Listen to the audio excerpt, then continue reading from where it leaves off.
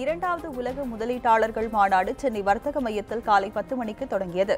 இது தொடர்பாக நமது செய்தியாளர் தேவாவிடம் தகவல்களை கேட்கலாம். தேவா, முதலீட்டாளர் மாநாட்டின் முதல் நாளான இன்று என்ன மாதிரியான நிகழ்ச்சிகள் நடைபெறுகின்றன? யாரெல்லாம் பங்கேற்கிறாங்க? இரண்டாவது உலக முதலீட்டாளர்கள் மாநாடு சரியாக 10 மணிக்கு தொடங்கி தற்பொழுது நடைபெற்று வருகிறது. தமிழ்தாய் வாழ்த்துடன் தொடங்கிய இந்த மாநாட்டில் தற்பொழுது கலை நிகழ்ச்சிகள் நடைபெற்று வருகிறது.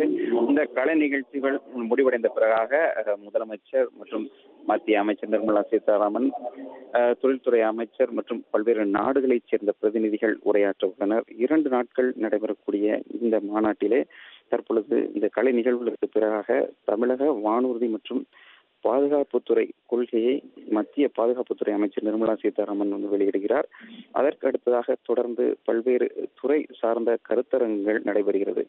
அதாவது ஆட்டோமொபைல், கல்வி, வேலைவாய்ப்பு, இராணுவ தளவாட தொழிற்சாலைகள் குறித்த கருத்தரங்குகள் இங்கு அமைக்கப்பட்டுள்ள பல்வேறு அரங்கங்களில் தொடர்ந்து நடைபெறுகிறது. காலை மாலை என நடைபெறும் கருத்தரங்குகளிலே இங்கிலாந்து, பிரான்ஸ், கொரியா நாடுகளைச் சேர்ந்த அந்த முதலீட்டாளர்கள் மற்றும் அந்த நாட்டினுடைய பிரதிநிதிகள், தூதரக அதிகாரிகள் இதிலே கலந்து கொள்கிறார்கள்.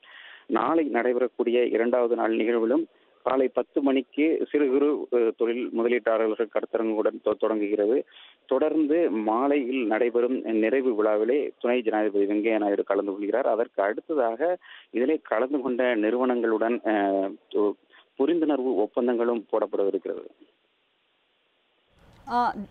தேவா, உலக முதலீட்டாளர் மாநாட்டிற்காக தமிழக அரசு சார்பில் என்ன மாதிரியான ஏற்பாடுகள் செய்யப்பட்டிருக்கிறது? மொத்தம் எத்தனை அரங்குகள் அங்கு அமைக்கப்பட்டிருக்கு? கடந்த 2015ஆம் ஆண்டு முதல் உலக முதலீட்டாளர் மாநாடு நடைபெற்றது. 4 ஆண்டுகளுக்கு பிறகாக தற்பொழுது இந்த முதலீட்டாளர் மாநாடு நடைபெறுகிறது. குறிப்பாக கடந்த முதலாவது முதலீட்டாளர் மாநாட்டின் போதே பல நிறுவனங்கள் மொத்தம் 95 நிறுவனங்கள் புரிந்துணர்வு ஒப்பந்தங்களை அரசுடன் செய்திருந்தன. அதில் 68 நிறுவனங்கள் தங்கள் தொழில்களை தொடங்கியிருப்பதாக தொழில்துறை அமைச்சர் சம்பத் ஏற்கனவே தெரிவித்திருந்தார். இன்றைக்கும் பல்வேறு நிறுவனங்கள் புரிந்துணர்வு ஒப்பந்தங்களை மேற்கொள்ளவிருக்கின்றன. அது தொடர்பான தகவல்களை தொடர்ந்து அதிகாரிகள் அளிக்க உள்ளனர்.